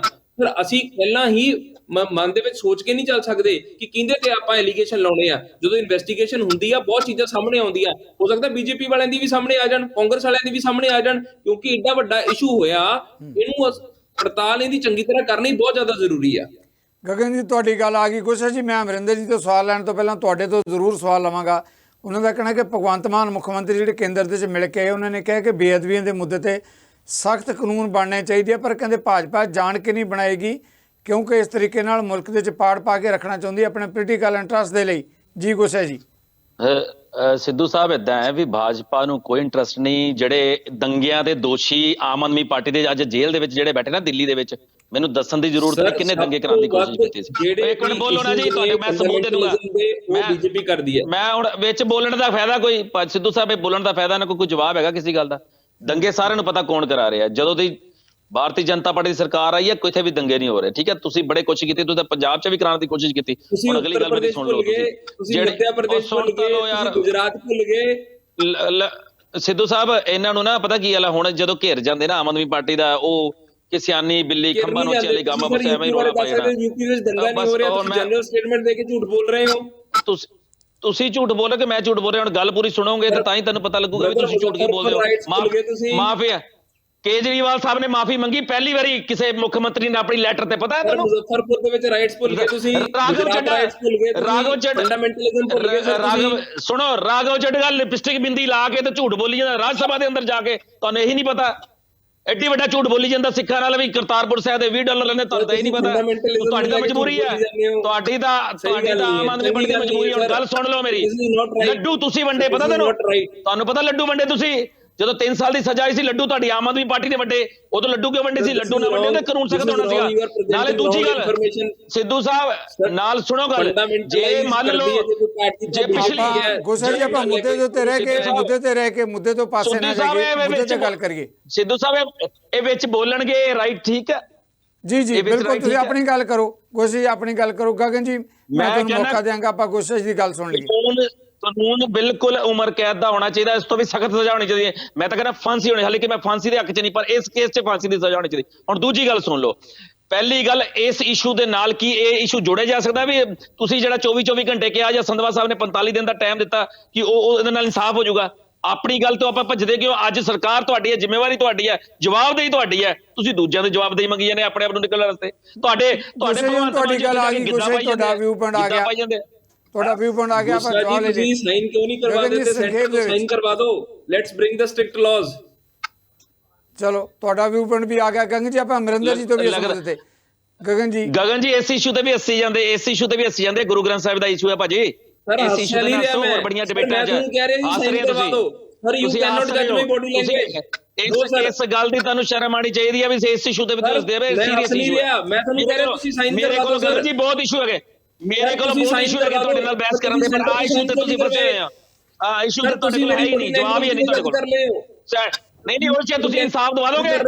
ਇਹਦੇ 'ਚ ਇਨਸਾਫ ਮਿਲੇ, ਇਨਸਾਫ ਵਾਲਾ ਇਸ਼ੂ ਹੈ ਨਾਲ। ਇਨਸਾਫ ਤੁਹਾਡੇ ਕੋਲ ਹੈ, ਸਿੱਟ ਤੁਹਾਡੇ ਕੋਲ ਹੈ, ਸਿੱਟ ਤੁਹਾਡੇ ਕੋਲ ਹੈ। ਬੰਦੇ ਤੁਸੀਂ ਲਾਏ ਹੋਏ ਆ, ਬੰਦੇ ਤੁਸੀਂ ਲਾਏ ਹੋਏ ਆ। ਇੰਸਟੈਂਸਸ ਤਾਂ ਹੀ ਰੁਕਣਗੇ ਨਾ ਜੇ ਆਪਣਾ ਬੇਸ਼ਰਮੀ ਦੀ ਵੀ ਹੱਦ ਹੁੰਦੀ ਹੈ। ਆਮ ਆਦਮੀ ਪਾਰਟੀ ਜਾ ਕੇ ਸਾਰੀ ਦੁਨੀਆ ਦੇ ਵਿੱਚ ਕਹਿ ਰਹੇ ਸੀ ਅਸੀਂ ਇਨਸਾਫ ਦੇਵਾਂਗੇ। ਅਕਾਲੀ ਦਲ ਕੋਲ ਇਨਸਾਫ ਨਹੀਂ ਹੈ, ਕਾਂਗਰਸ ਕੋਈ ਇਨਸਾਫ ਨਹੀਂ ਹੈ। ਤੁਸੀਂ ਇਨਸਾਫ ਦਿਓ। ਫੰਡਾਮੈਂਟਲਾਈਜ਼ ਤੁਹਾਨੂੰ ਫੰਡਾਮੈਂਟਲਾਈਜ਼ ਪਤਾ ਹੀ ਨਹੀਂ ਹੈ। ਤੁਸੀਂ ਜਾਣ ਕੇ ਸਹੀ ਨਹੀਂ ਕਰ ਰਹੇ। ਮੈਨੂੰ ਤਾਂ ਪਤਾ ਤੁਸੀਂ ਬਿਊਰੋਕਰੇਟ ਚੋਂ ਆਏ ਹੋ, ਪਰ ਤੁਹਾਨੂੰ ਇਹ ਨਹੀਂ ਪਤਾ। ਗਗਨ ਜੀ ਗੋਸਾ ਜੀ ਤੁਹਾਡੇ ਦੋਨਾਂ ਦਾ ਮਿਹਰਬਾਨੀ, ਤੁਹਾਡੇ ਦੋਨਾਂ ਦੇ ਵਿਊ ਪੁਆਇੰਟ ਆ ਕੇ ਦੇਖੋ। ਮੇਰੀ ਬੇਨਤੀ ਆਪਾਂ ਬਾਕੀ ਮਹਿਮਾਨਾਂ ਦੀ ਰਾਏ ਵੀ ਲੈ ਲਈਏ, ਬਾਕੀ ਮਹਿਮਾਨਾਂ ਦੇ ਸਵਾਲ ਵੀ ਲੈ ਲਈਏ, ਫਿਰ ਡੈਫੀਨਿਟਲੀ ਸਮੇਂ ਦੇ ਲਿਹਾਜ਼ ਨਾਲ ਤੁਹਾਨੂੰ ਆਪਾਂ ਮੌਕਾ ਦੇਵਾਂਗੇ ਇਹਨਾਂ ਮੁੱਦਿਆਂ ਤੇ ਜਵਾਬ ਦੇਣ ਲਈ। ਅਮਰਿੰਦਰ ਜੀ ਜਿੱਥੋਂ ਤੱਕ ਸਵਾਲ ਹੈ ਨੀਅਤ ਦਾ, ਇੱਕ ਆਪ ਦੀ ਆਪਣਾ ਨਜ਼ਰੀਆ ਹੈਗਾ, ਭਾਜਪਾ ਦਾ ਆਪਣਾ ਨਜ਼ਰੀਆ ਹੈਗਾ, ਪਰ ਇਹ ਵੀ ਕਿਹਾ ਜਾ ਰਿਹਾ ਕਿ ਦੇਸ਼ ਦੇ ਅੰਦਰ ਘੱਟ ਗਿਣਤੀਆਂ ਨੂੰ ਜਿਸ ਤਰੀਕੇ ਦੇ ਨਾਲ ਲਿਆ ਜਾ ਰਿਹਾ ਹੈ, ਜੇ ਕਿਤੇ ਸਖਤ ਕਾਨੂੰਨ ਹੋਣ ਤਾਂ ਸ਼ਾਇਦ ਜਿਹੜੀਆਂ ਇੱਦਾਂ ਦੀਆਂ ਮੰਦਭਾਗੀਆਂ ਘਟਨਾਵਾਂ ਤੋਂ ਬਚਾ ਰਹਿ ਸਕਦਾ ਜਾਂ ਰੋਕਿਆ ਜਾ ਸਕਦਾ। ਦੇਖੋ ਸਿੱਧੂ ਸਾਹਿਬ, ਕਾਨੂੰਨ ਨੂੰ ਸਖਤ ਕਰਨਾ ਤਾਂ ਇੱਕ ਹੋਰ ਪ੍ਰਕਿਰਿਆ। ਮੈਂ ਤਾਂ ਬੇਨਤੀ ਇਹਨਾਂ ਨੂੰ ਇਹੀ ਕਰ ਰਿਹਾ ਕਿ ਜਿਹੜਾ ਮੌਜੂਦਾ ਕਾਨੂੰਨ ਹੈ ਤੁਸੀਂ ਉਸੇ ਦਾ ਪਾਲਨ ਕਰ ਲਓ, ਕਿਉਂਕਿ ਜਿਹੜੀ ਨਾਰਮਲ ਸਰਕਮਸਟੈਂਸਿਸ ਦੇ ਵਿੱਚ ਜਿਹੜਾ ਇਨਵੈਸਟੀਗੇਸ਼ਨ ਦਾ ਪੀਰੀਅਡ ਹੈ ਉਹ 90 ਦਿਨ ਦਾ ਪੀਰੀਅਡ ਹੈ। ਇਹ ਖਾਲੀ ਡਿਸਕ੍ਰੇਸ਼ਨ ਦਾ ਮਾਮਲਾ ਨਹੀਂ ਹੈ, ਇਹਦੇ ਵਿੱਚ 2 ਲਾਈਵਸ ਵੀ ਲੋਸਟ ਹੈਗੀਆਂ ਤੇ 2 ਬੰਦੇ ਜਿਹੜੇ ਹੈਂਡੀਕੈਪ ਵੀ ਹੈਗੇ ਆ, ਸੋ ਉਹਨਾਂ ਨੂੰ ਵੀ ਨਿਆਂ ਦੀ ਲੋੜ ਹੈਗੀ ਹੈ।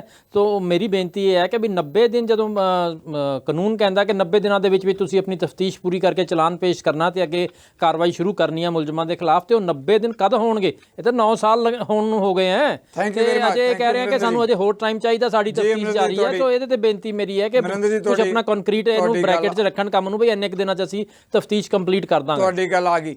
ਬਰਾਗੀ ਜੀ, ਸੰਖੇਪ ਦੇ ਵਿੱਚ ਮੈਂ ਇੱਕ ਹੋਰ ਮੁੱਦੇ ਤੇ ਵੀ ਸਵਾਲ ਲੈਣਾ ਚਾਹਾਂਗਾ। ਜਿਸ ਮਾਮਲੇ ਤੇ ਗੱਲ ਕੀਤੀ ਜਾ ਰਹੀ ਹੈ, ਗਗਨਦੀਪ ਉਹਨਾਂ ਦਾ ਕਹਿਣਾ ਕਿ ਜੇ ਲਾ ਸਖਤ ਹੋਏ, ਲੱਗਦਾ ਹੈ ਕਿ ਅਮਰਿੰਦਰ ਜੀ ਦਾ ਕਹਿਣਾ ਕਿ ਮੌਜੂਦਾ ਕਾਨੂੰਨ ਦੇ ਅਧੀਨ ਹੀ ਕਾਰਵਾਈ ਕੀਤੀ ਜਾਵੇ, ਉਹ ਵੀ ਨਹੀਂ ਹੋ ਰਹੀ। ਕਿਵੇਂ ਦੇਖਦੇ? ਮੈਂ ਜੀ ਬਿਲਕੁਲ ਤੁਹਾਡੀ ਗੱਲ, ਦੋਨਾਂ ਪ੍ਰਵਕਤਾਵਾਂ ਨੇ ਵਧੀਆ ਗੱਲ ਕੀਤੀ ਆ, ਪਰ ਆਪਣੇ ਧਰਤੀ ਦੇ ਆਪਾਂ ਜਵਾਬਾ ਵੀ ਦੇਖਿਆ, ਆਪਾਂ ਟਾਂਡਾ ਵੀ ਦੇਖਿਆ, ਆਪਾਂ ਲਾਈਫ ਇੰਪ੍ਰਿਜ਼ਨਮੈਂਟ, ਆਪਾਂ ਡੈਥ ਪੈਨਲਟੀ ਵੀ ਦੇਖੀ। ਲਾਅ ਕਰ ਲਓ ਤੁਸੀਂ, ਠੀਕ ਕੀ ਗੱਲ, ਪਹਿਲਾਂ ਰੇਪ ਹੋਣੋਂ ਹਟ ਗਏ ਨੇ, ਪਹਿਲਾਂ ਮਰਡਰਸ ਹੋਣੋਂ ਹਟ ਗਏ ਨੇ, ਡੈਥ ਦਾ ਵੀ ਕਨਸੈਪਟ ਹੈਗਾ ਵਾ।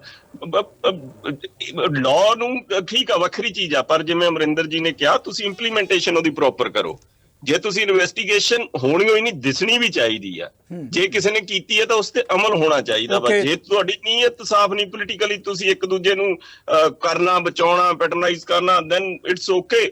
ਅਦਰਵਾਈਜ਼ ਮੈਨੂੰ ਲੱਗਦਾ ਵਾ ਵੀ ਇਸ ਮੁੱਦੇ ਨੂੰ ਹੁਣ, ਸੌਰੀ ਟੂ ਸੇ, ਮੈਨੂੰ ਸ਼ਾਇਦ ਕਹਿਣਾ ਵੀ ਨਹੀਂ ਚਾਹੀਦਾ, ਅਕਾਲ ਤਖਤ ਸਾਹਿਬ ਨੂੰ ਆਪਦੇ ਹੱਥ ਵਿੱਚ ਲੈ ਲੈਣਾ ਚਾਹੀਦਾ ਵਾ ਇਹ ਮੁੱਦਾ। ਚਲੋ, ਮਿਹਰਬਾਨੀ, ਤੁਹਾਡਾ ਵੀ ਬਣਾ ਗਿਆ। Thank you very much. Gagandeep ਜੀ, ਇਸ ਮਾਮਲੇ ਤੇ ਆਪਾਂ ਗੱਲ ਕਰ ਰਹੇ ਹਾਂ, ਦੇਖੋ ਬਹੁਤ ਸੰਵੇਦਨਸ਼ੀਲ ਮੁੱਦਾ, ਕੋਈ ਦੋ ਰਾਏ ਨਹੀਂ, ਪਰ ਇੱਕ ਸਵਾਲ ਮੈਂ ਵੱਖਰੇ ਤੌਰ ਤੇ ਵੀ ਲੈਣਾ ਚਾਹਾਂਗਾ। ਅੱਜ ਕੈਬਨਿਟ ਦੀ ਮੀਟਿੰਗ ਸੀ, ਕੈਬਨਿਟ ਦੇ ਵਿੱਚ ਰੁਜ਼ਗਾਰ ਦੇ ਮੁੱਦੇ ਨੂੰ ਲੈ ਕੇ ਕਈ ਫੈਸਲੇ ਲਏ ਗਏ ਕਿ ਨਵੀਆਂ ਨੌਕਰੀਆਂ ਭਰਤੀਆਂ ਕੀਤੀਆਂ ਜਾਣਗੀਆਂ, ਜਦੋਂ ਕਿ ਇਹ ਵੀ ਬਹੁਤ ਵੱਡਾ ਸਵਾਲ ਉੱਠ ਰਿਹਾ ਕਿ ਰੁਜ਼ਗਾਰ ਦੇ ਮੁੱਦੇ ਤੇ ਆਪ ਨੇ ਬਹੁਤ ਵੱਡਾ ਵਾਅਦਾ ਕੀਤਾ ਸੀ, ਉਹ ਵਾਅਦਾ ਕਿਤੇ ਪੂਰਾ ਹੁੰਦਾ ਨਜ਼ਰ ਨਹੀਂ ਆ ਰਿਹਾ। ਕਿਵੇਂ ਦੇਖਦੇ ਹੋ ਅੱਜ ਦੇ ਕੈਬਨਿਟ ਦੇ ਫੈਸਲੇ ਨੂੰ ਗਗਨਦੀਪ ਜੀ? ਸਰ, ਜਿਹੜੀ ਇੰਪਲੋਇਮੈਂਟ ਆ ਜੀ 2 ਤਰੀਕੇ ਨਾਲ ਪੈਦਾ ਕੀਤੀ ਜਾ ਸਕਦੀ ਹੈ। ਪਹਿਲੇ ਤਾਂ ਸਰਕਾਰ ਨੌਕਰੀਆਂ ਦੇਵੇ ਜੀ। ਸਰਕਾਰ ਅੱਜ ਪੰਜਾਬ ਕੈਬਨਿਟ ਦੇ ਵਿੱਚ ਸਰ ਡਿਸਾਈਡ ਕੀਤਾ ਗਿਆ ਕਿ 1800 ਕਾਂਸਟੇਬਲ ਹਰ ਸਾਲ ਐਂਡ 300 ਸਬ ਇੰਸਪੈਕਟਰਾਂ ਦੀ ਭਰਤੀ ਹਰ ਸਾਲ ਹੋਊਗੀ। ਐਂਡ ਸਰ ਪੰਜਾਬ ਦੇ ਵਿੱਚ ਪ੍ਰੋਬਲਮ ਇਹ ਆਈ ਹੈ ਕਿ ਕਦੇ ਐਡਵਰਟਾਈਜ਼ਮੈਂਟ ਲੇਟ ਹੋ ਗਈ, ਪੇਪਰ ਲੇਟ ਹੋ ਗਿਆ, ਇਹ ਸਾਰੀਆਂ ਚੀਜ਼ਾਂ। ਇੱਕ ਪ੍ਰੋਪਰ ਟਾਈਮ ਟੇਬਲ ਬਣਾ ਦਿੱਤਾ ਗਿਆ ਹੈ ਤਾਂ ਕਿ ਜਿੰਨੇ ਵੀ ਐਸਪਾਇਰੈਂਟਸ ਨੇ ਜਿਹੜੇ ਪੇਪਰ ਦੇਣਾ ਚਾਹੁੰਦੇ ਨੇ, ਸਬ ਇੰਸਪੈਕਟਰ ਪੰਜਾਬ ਚੋਂ ਬਣਨਾ ਚਾਹੁੰਦੇ ਨੇ, ਕਾਂਸਟੇਬਲ ਬਣਨਾ ਚਾਹੁੰਦੇ ਨੇ, ਉਹ ਕਿ ਪ੍ਰੋਪਰ ਟਾਈਮਲਾਈਨ ਪਹਿਲੀ ਵਾਰੀ ਪੰਜਾਬ ਦੇ ਵਿੱਚ ਹੋਇਆ ਕਿ ਇੱਕ ਡਰਾਅ ਅਸੀਂ ਕਰ ਰਹੇ ਹਾਂ। ਪਲੱਸ ਸਰ ਜਿਹੜੀ ਦੂਜੀ ਇੰਪਲੋਇਮੈਂਟ ਹੈ ਜੀ ਪ੍ਰਾਈਵੇਟ ਸੈਕਟਰ ਦੇਗਾ। ਟਾਟਾ ਦੀ ਸਟੀਲ ਦੀ ਇੱਥੇ ਫੈਕਟਰੀ ਲੱਗ ਰਹੀ ਹੈ, ਪਲਾਂਟ ਲੱਗ ਰਿਹਾ ਹੈ, ਹੋਰ ਜਿਹੜੇ ਬਾਕੀ ਇਨਵੈਸਟਮੈਂਟਸ ਨੇ ਸਰ ਉਹ ਬਾਹਰੋਂ ਆ ਰਹੀਆਂ ਨੇ। ਮਾਹੌਲ ਪੰਜਾਬ ਦੇ ਵਿੱਚ ਪੋਜ਼ਿਟਿਵ ਪੈਦਾ ਕੀਤਾ ਜਾ ਰਿਹਾ ਹੈ। ਕਨਫੈਡਰੇਸ਼ਨ ਆਫ ਇੰਡੀਅਨ ਇੰਡਸਟਰੀ ਦੇ ਨਾਲ ਭਗਵੰਤ ਮਾਨ ਜੀ ਨੇ ਮੀਟਿੰਗ ਕੀਤੀ ਹੈ। ਅਸੀਂ ਰਿਕੁਐਸਟ ਕਰ ਰਹੇ ਹਾਂ ਕਿ ਮੈਕਸਿਮਮ ਤੋਂ ਮੈਕਸਿਮਮ ਇਨਵੈਸਟਮੈਂਟ ਆਵੇ, ਕਿਉਂਕਿ ਪਹਿਲਾਂ ਸਰ ਇਨਵੈਸਟਮੈਂਟ ਦਾ ਹਾਲ ਪੰਜਾਬ ਦੇ ਵਿੱਚ ਬਹੁਤ ਬੁਰਾ ਹੋ ਗਿਆ ਸੀਗਾ। ਦਾ ਰੀਜ਼ਨ ਕਰਪਸ਼ਨ, ਅਕਾਲੀ ਦਲ ਦੇ ਵੇਲੇ ਕਰਪਸ਼ਨ, ਬੀਜੇਪੀ ਦੇ ਵੇਲੇ ਕਰਪਸ਼ਨ। ਜੇ ਤੁਸੀਂ ਓਵਰਆਲ ਇੰਡੀਆ ਦਾ ਸਟੈਂਸ ਦੇਖੋ ਤਾਂ ਅਨਇੰਪਲੋਇਮੈਂਟ ਰੇਟ ਇੰਨਾ ਜ਼ਿਆਦਾ ਵੱਧ ਗਿਆ। ਸਰ ਗੋਸ਼ਾ ਜੀ ਨੂੰ ਵੀ ਪਤਾ ਹੋਣਾ ਕਿ ਕੰਪਨੀਆਂ ਕਿਵੇਂ ਰਿਟ੍ਰੈਂਚ ਕਰ ਰਹੀਆਂ ਨੇ ਹਰ ਜਗ੍ਹਾ ਦੇ ਵਿੱਚ। ਤੁਹਾਡਾ ਵੀ ਬਣਾ ਗਿਆ ਆਪਣੇ ਹਿੰਦੁਸਤਾਨ ਦੀ ਇਕਨੋਮਿਕ ਪਾਲਿਸੀਜ਼। ਗੋਸ਼ਾ ਜੀ ਦਾ ਜਵਾਬ ਹੀ ਲੈ ਲਈਏ। ਗੋਸ਼ਾ ਜੀ, ਆਪਾਂ ਕੌਮੀ ਪੱਧਰ ਦੀ ਨੁਮਾਇੰਦਗੀ ਦੀ ਗੱਲ ਕਰਦੇ ਹਾਂ, ਪੰਜਾਬ ਸਰਕਾਰ ਦਾ ਦਾਅਵਾ ਕਿ ਜਿਸ ਤਰ੍ਹਾਂ ਨੌਕਰੀਆਂ ਦੀ ਭਰਤੀ ਬਾਰੇ ਸਫਾਈ ਦੀ ਗੱਲ ਹੈ, ਦੂਜੇ ਵੱਖ-ਵੱਖ ਵਰਗਾਂ ਦੀ ਗੱਲ ਹੈਗੀ, ਭਰਤੀਆਂ ਦੀ ਪ੍ਰਕਿਰਿਆ ਬਾਰੇ ਕੈਬਨਿਟ ਨੇ ਜੋ ਡਿਸੀਜਨ ਲਿਆ, ਉਹ ਕਹਿੰਦੇ ਆਪ ਆਪਣੇ ਵਾਅਦੇ ਪੂਰੇ ਕਰ ਰਹੀ ਹੈ, ਜਦੋਂ ਕਿ ਕੌਮੀ ਪੱਧਰ ਤੇ ਉਸ ਤਰ੍ਹਾਂ ਦਾ ਵਰਤਾਰਾ ਨਹੀਂ ਨਜ਼ਰ ਆ ਰਿਹਾ ਰੁਜ਼ਗਾਰ ਦਾ ਜਿੱਦਾਂ ਪੰਜਾਬ ਵੱਲੋਂ ਪਹਿਲ ਕੀਤੀ ਜਾ ਰਹੀ ਹੈ। ਜੀ ਗੋਸ਼ਾ ਜੀ। ਸਿੱਧੂ ਸਾਹਿਬ, ਚਲੋ ਮੈਂ ਗੱਲ ਇਹ ਕਹਿਣਾ ਵੀ ਜੇ ਇਹਨਾਂ ਨੇ ਕੰਮ ਧਰਾਤਲ ਤੇ ਕੀਤੇ ਹੁੰਦੇ ਨਾ, ਇਹਨਾਂ ਨੂੰ ਹਿਮਾਚਲ ਦੇ ਵਿੱਚ ਰਿਜ਼ਲਟ ਪਤਾ ਲੱਗ ਗਿਆ ਕੀ ਆਇਆ। ਦੇਖੋ ਸਾਫ਼ ਸਾਹਮਣੇ ਦਿਖਦਾ। ਗੁਜਰਾਤ 'ਚ ਵੀ ਜਿਹੜੇ ਇਹਨਾਂ ਦੇ ਬੰਦੇ ਸੀ ਉਹ ਵੀ ਚਲੇ ਗਏ। ਦੂਜੀ ਗੱਲ ਮੈਂ ਸੁਣ ਲਓ, ਇਹਨਾਂ ਨੇ ਬੇਦਬੀ ਦੇ ਮੁੱਦੇ ਉੱਤੇ ਬੋਰਡ ਲਗਾਤੇ ਸੀ ਅੱਜ ਤੋਂ 6 ਮਹੀਨੇ। ਮੇਰੀ ਗੱਲ ਤਾਂ ਸੁਣ, ਚਲੋ ਨਾ ਮੈਨੂੰ ਇਹਨਾਂ ਦੇ ਸਹਿਮਤ ਹੋਣਾ ਤਾਂ ਕੁਛ ਹੋਣਾ, ਮੈਂ ਤਾਂ ਲੋਕਾਂ ਨਾਲ ਸਹਿਮਤ ਹੋਣਾ ਚਾਹੁੰਦਾ, ਜਨਤਾ ਨਾਲ ਸਹਿਮਤ ਹੋਣਾ ਚਾਹੁੰਦਾ।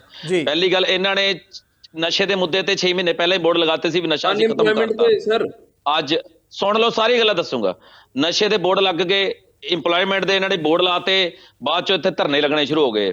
ਤੀਜੀ ਗੱਲ, ਇਹਨਾਂ ਨੇ ਬੇਦਬੀ ਦੇ ਮੁੱਦੇ ਤੇ ਬੋਰਡ ਲਗਾ ਕੇ ਬੋਰਡ ਲੱਗ ਗਏ, ਇਹਨਾਂ ਨੇ ਉਹ ਅੱਜ ਤੱਕ ਬੋਰਡ ਹੀ ਲੱਗੇ ਰਹਿ ਗਏ ਆ। ਤੇ ਉਹਦੇ ਉੱਤੇ ਗੱਲ ਇਹ ਹੈ ਵੀ ਅੱਜ ਪੰਜਾਬ 'ਚ ਜੇ ਕੁਝ ਕਰਨਗੇ ਨਾ, ਜੇ ਧਰਾਤਲ ਤੇ ਕੁਝ ਕਰਨਗੇ, ਲੋਕਾਂ ਨੇ ਆਪੇ ਤਾਰੀਫ ਕਰਨੀ ਸ਼ੁਰੂ ਕਰ ਦੇਣੀ, ਕਹਿਣ ਦੀ ਲੋੜ ਨਹੀਂ ਪੈਣੀ, ਨਾ ਐਡ ਲਾਣੀ ਪੈਣੀ ਹੈ ਬੱਸਾਂ ਦੇ ਪਿੱਛੇ ਜਾਂ ਚੌਂਕਾਂ 'ਚ ਐਡ ਨਹੀਂ ਲਾਣੀ ਪੈਣੀ ਇਹਨਾਂ ਨੂੰ। ਥੈਂਕ ਯੂ, ਤੁਹਾਡਾ ਵੀ ਉਮਰ ਆ ਗਿਆ। ਅਮਰਿੰਦਰ ਜੀ, ਸੰਖੇਪ ਦੇ ਵਿੱਚ ਸਮਾਂ ਵੀ ਨਹੀਂ ਇਸ ਮੁੱਦੇ ਤੇ ਰੁਜ਼ਗਾਰ ਦੀ ਗੱਲ ਕੀਤੀ ਜਾਂਦੀ ਹੈ, ਜਿਸ ਤਰ੍ਹਾਂ ਆਪ ਵੱਲੋਂ ਦਾਅਵਾ ਕੀਤਾ ਜਾ ਰਿਹਾ ਹੈ, ਕਿਵੇਂ ਦੇਖਦੇ ਹੋ ਪੰਜਾਬ ਦੀ ਬੇਰੁਜ਼ਗਾਰੀ ਦੀ ਸਮੱਸਿਆ ਨੂੰ ਲੈ ਕੇ ਸੰਖੇਪ ਚ, ਕਿਉਂਕਿ ਸਮੇਂ ਦੀ ਇੱਕ ਵੱਡੀ ਸਮੱਸਿਆ, ਸਮਾਂ ਇਜਾਜ਼ਤ ਨਹੀਂ ਦੇ ਰਿਹਾ। ਦੇਖੋ ਸਿੱਧੂ ਸਾਹਿਬ, ਇਹਨਾਂ ਦੀ ਕਥਨੀ ਔਰ ਕਰਨੀ ਦੇ ਵਿੱਚ ਜ਼ਮੀਨ ਅਸਮਾਨ ਦਾ ਫਰਕ ਹੈ। ਇਹ ਕਹਿ ਰਹੇ ਅਸੀਂ ਜੌਬਸ ਦਾਂਗੇ, ਅੱਜ ਹੀ ਡਾਟਾ ਨਿਕਲਿਆ ਕਿ ਜਿਹੜੀ GST ਹੈ ਉਹ 10% ਡਾਊਨ ਹੋ ਗਈ ਹੈ ਤੇ ਹਰਿਆਣੇ ਦੀ 13% ਵੱਧ ਗਈ ਹੈ।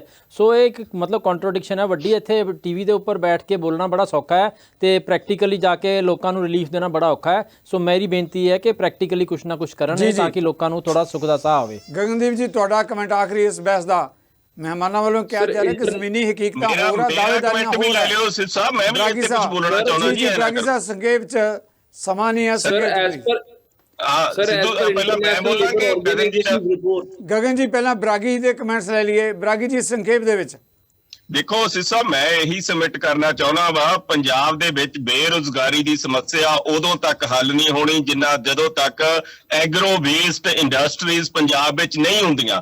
ਅੱਜ ਕੋਈ ਜੱਗੋ ਤੇਰਵੀਂ ਨਹੀਂ ਹੋਈ ਪੰਜਾਬ ਵਿੱਚ। ਪਹਿਲਾਂ ਵੀ ਪਬਲਿਕ ਇੰਪਲੋਇਮੈਂਟ ਦਿੱਤੀ ਜਾਂਦੀ ਹੈ, ਟੈਸਟ ਹੁੰਦੇ ਆ, ਐਗਜ਼ਾਮੀਨੇਸ਼ਨ ਹੁੰਦੇ ਆ, ਭਰਤੀਆਂ ਹੁੰਦੀਆਂ, ਪਰ ਪੰਜਾਬ ਦੀ ਸਮੱਸਿਆ ਇੱਕ ਨਵੇਕਲੀ ਤੇ ਹਟਵੀਂ ਸਮੱਸਿਆ ਬੇਰੁਜ਼ਗਾਰੀ ਦਾ ਉਦੋਂ ਹੀ ਹੱਲ ਹੋ ਜਦੋਂ ਐਗਰੋ ਵੇਸਟ, ਕਿਉਂਕਿ ਅਸੀਂ ਐਗਰੀ ਵੇਸਟ ਇਕਨੋਮੀ ਨੂੰ ਜਿਉ ਰਹੇ ਹਾਂ। ਗਗਨਦੀਪ ਜੀ, ਬਗੈਰ ਜਵਾਬ ਦਿੱਤੇ ਚਲੇ ਜਾਣਗੇ। ਜੀ ਗਗਨਦੀਪ, ਸ਼ਾਂਤੀ ਪਹਿਲਾਂ ਸ਼ਾਂਤੀ ਚਾਹੀਦੀ, ਫਿਰ ਰੋਜ਼ਗਾਰ ਹੁੰਦਾ ਤਾਂ ਸ਼ਾਂਤੀ ਹੈ ਨਹੀਂ। ਆਰਗੇਨਾਈਜੇਸ਼ਨ ਦੀ ਰਿਪੋਰਟ ਅਗਰ ਆਪਾਂ ਦੇਖਦੇ ਹਾਂ, ILO ਦੀ ਰਿਪੋਰਟ ਦੇਖਦੇ ਹਾਂ, ਇੰਡੀਆ ਦੇ ਵਿੱਚ ਅਨਇੰਪਲੋਇਮੈਂਟ ਰੇਟ ਜਦੋਂ ਦੀ BJP ਆਈ ਹੈ ਸਰ ਉਦੋਂ ਤਾਂ ਵੱਧਦਾ ਰਿਹਾ ਕੰਟੀਨਿਊਟੀ ਦੇ ਵਿੱਚ। And sir I think BJP ਦੀ ਸਰਕਾਰ ਨੂੰ ਨੈਸ਼ਨਲ ਲੈਵਲ ਤੇ ਪਾਲਿਸੀਜ਼ ਨੂੰ ਸਹੀ ਕਰਨਾ ਪੈਣਾ ਤਾਂ ਕਿ ਪੰਜਾਬ ਦੇ ਵਿੱਚ ਵੀ ਤੇ ਹਿੰਦੁਸਤਾਨ ਦੇ ਲੈਵਲ ਦੇ ਵਿੱਚ ਵੀ ਇੰਪਲੋਇਮੈਂਟ ਰੇਟ ਉਹ ਵਧੇ। ਇਹ ਤਾਂ ਹਰ ਚੀਜ਼ ਦਾ ਪ੍ਰਾਈਵੇਟਾਈਜੇਸ਼ਨ ਗੱਲ ਵਧੀਆ ਗੱਲ ਤੁਹਾਡੇ ਸਵਾਲ ਇਹ ਕੇਂਦਰ ਤੇ ਪਹੁੰਚ ਜਾਂਦੇ ਆ। ਚਰਚਾ ਕਰਾਂਗੇ। ਰੋਜ਼ ਕਤਲ ਹੋ ਰਿਹਾ ਹੈ, ਸ਼ਾਂਤੀ ਨਹੀਂ, ਤੇ ਰੋਜ਼ਗਾਰ ਕਿੱਥੋਂ ਆ ਜਾਣਾ ਤੁਹਾਡੇ ਕੋਲ? ਬਹੁਤ ਧੰਨਵਾਦ, ਸਮਾਂ ਆਪਾਂ ਨੂੰ ਇਜਾਜ਼ਤ ਦੇ ਰਿਹਾ। Thank you very much. ਸਾਰੇ ਮਹਿਮਾਨਾਂ ਦਾ ਬਹੁਤ ਬਹੁਤ ਧੰਨਵਾਦ। ਜਿਸ ਮੁੱਦਾ ਨੂੰ ਆਪਾਂ ਡਿਬੇਟ ਦੇ ਵਿੱਚ ਲਿਆ, ਵੱਡਾ ਮਾਮਲਾ ਗੁਰੂ ਗ੍ਰੰਥ ਸਾਹਿਬ ਦੀ ਬੇਅਦਬੀ ਤੇ ਇਸ ਨਾਲ ਜੁੜੀਆਂ ਮੰਦਭਾਗੀਆਂ ਘਟਨਾਵਾਂ, ਆਖਰ ਕਦੋਂ ਮਿਲੇਗਾ ਨਿਆਂ ਤੇ ਇਨਸਾਫ? ਇਹਨਾਂ ਮੁੱਦਿਆਂ ਤੇ ਆਉਣ ਲਈ ਤੁਹਾਡੇ ਸਾਰਿਆਂ ਵੱਲੋਂ ਆਪਣੇ ਮਹਿਮਾਨਾਂ ਦਾ ਧੰਨਵਾਦੀ ਹਾਂ ਤੇ ਇਸ ਦੇ ਨਾਲ ਹੀ ਆਪਾਂ ਤੁਹਾਡੇ ਵੱਲੋਂ ਵੀ ਲੈ ਰਹੇ ਹਾਂ ਇਜਾਜ਼ਤ। ਸਤਿ ਸ੍ਰੀ ਅਕਾਲ।